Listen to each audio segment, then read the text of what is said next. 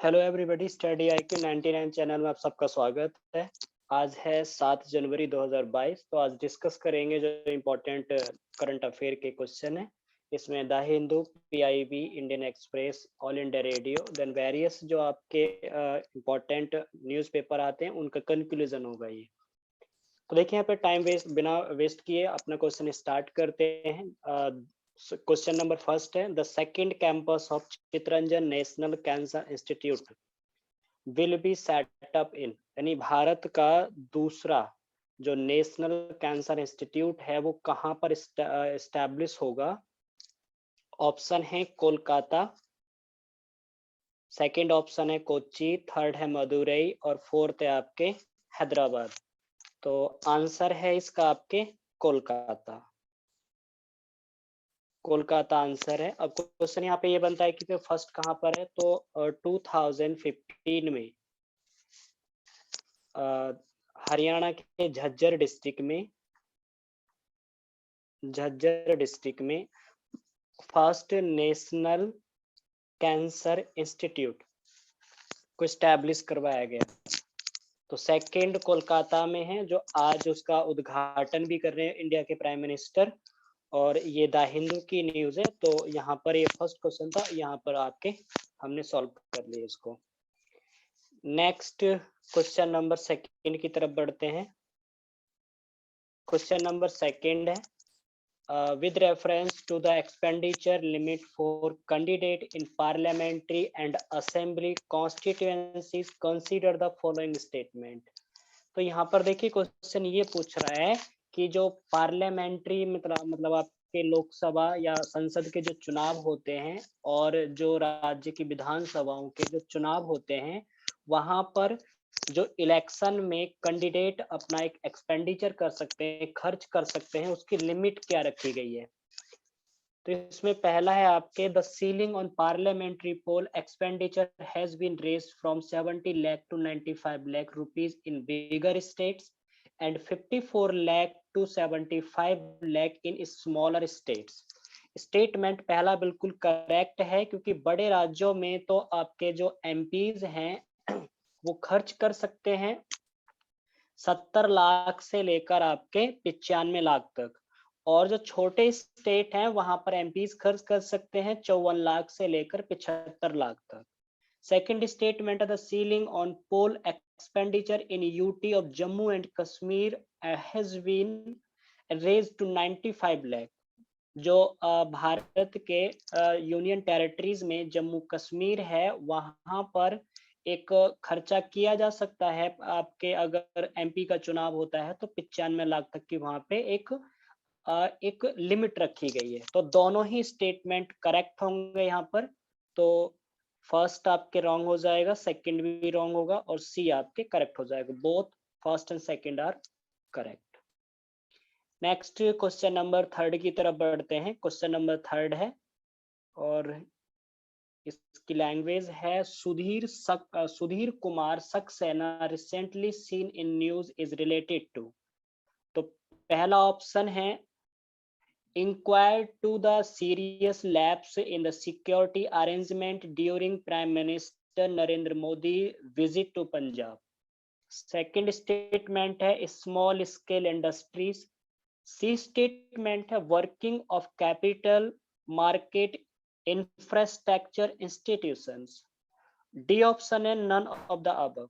तो इसका जो आंसर होगा, ये सुधीर सक्सेना एक जो इंडिया की सिक्योरिटी है उसके सेक्रेटरी हैं, और उन्होंने क्या है अपनी चेयरमैनशिप में 3 मेंबर्स की एक कमेटी बनाई है, जो पंजाब में प्राइम मिनिस्टर ऑफ इंडिया गए थे तो उनकी काफिले को वहां पर रोक लिया गया था, और ये एक बहुत चर्चा का विषय बना था। तो उसी के ऊपर उसको इन्वेस्टिगेट करने के लिए सुधीर सक्सेना की चेयरमैनशिप में एक कमेटी ऑर्गेनाइज करवाई गई है। तो इसका जो आंसर हो जाएगा वो आपके क्वेश्चन नंबर थर्ड का फर्स्ट होगा, to inquire into the serious lapse in the security arrangement during prime minister Narendra Modi's visit to Punjab.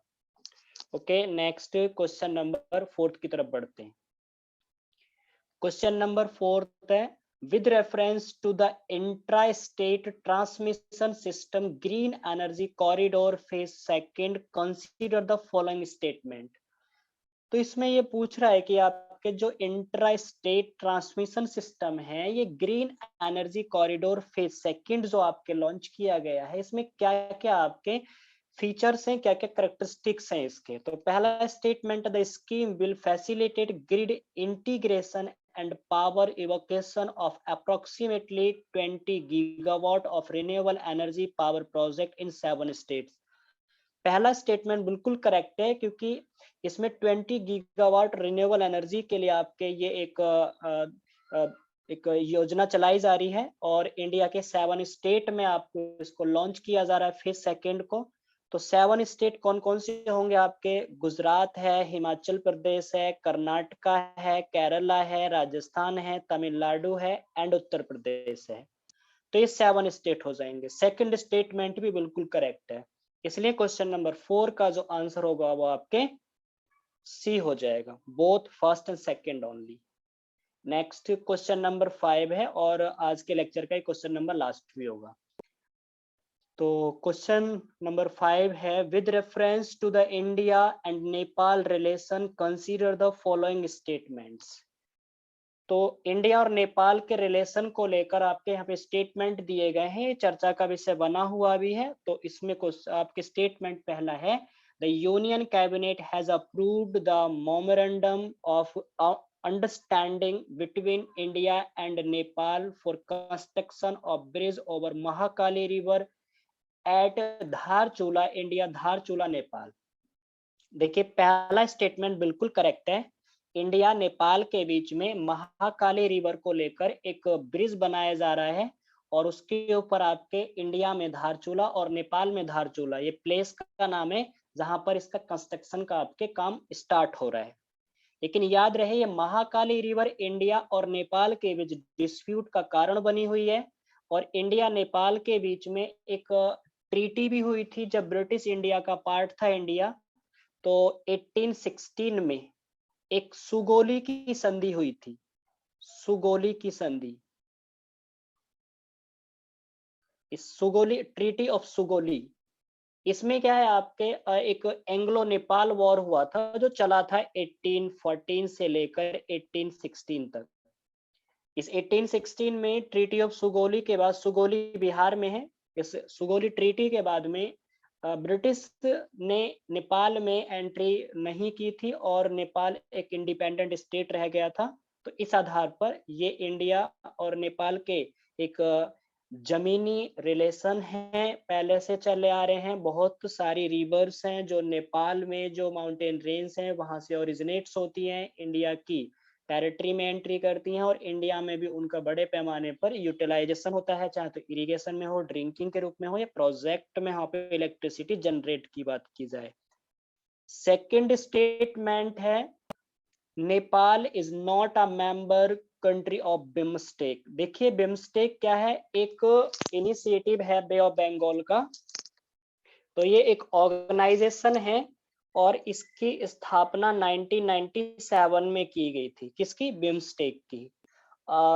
ये एक थाईलैंड की कैपिटल जो बैंकॉक है, तो बैंकॉक से आपके एक बैंकॉक डिक्लेरेशन हुआ था और वहीं से आपके चर्चा का विषय बना हुआ है। तो इसके मेंबर कौन कौन है? तो इंडिया है, इंडिया मेंबर है इसका, नेपाल है, नेपाल है, भूटान है, म्यांमार है, म्यांमार है, थाईलैंड है और श्रीलंका है, श्रीलंका है। तो देखिए सेकंड स्टेटमेंट बोल रहा है कि Nepal is not a member country of BIMSTEC. तो नेपाल बिम्स्टेक का सदस्य नहीं है, ये तो स्टेटमेंट गलत हो गया है ना। तो सेकंड स्टेटमेंट गलत है और फर्स्ट स्टेटमेंट बिल्कुल राइट है। तो इसलिए आंसर आपके ए हो जाएगा। तो आई होप आपको 7 जनवरी 2022 के करंट अफेयर्स रिवाइज हुए होंगे। अगर आपको लगता है कि this channel is beneficial for our competitive exams तो प्लीज सब्सक्राइब, शेयर और लाइक करना ना भूलें। So thank you.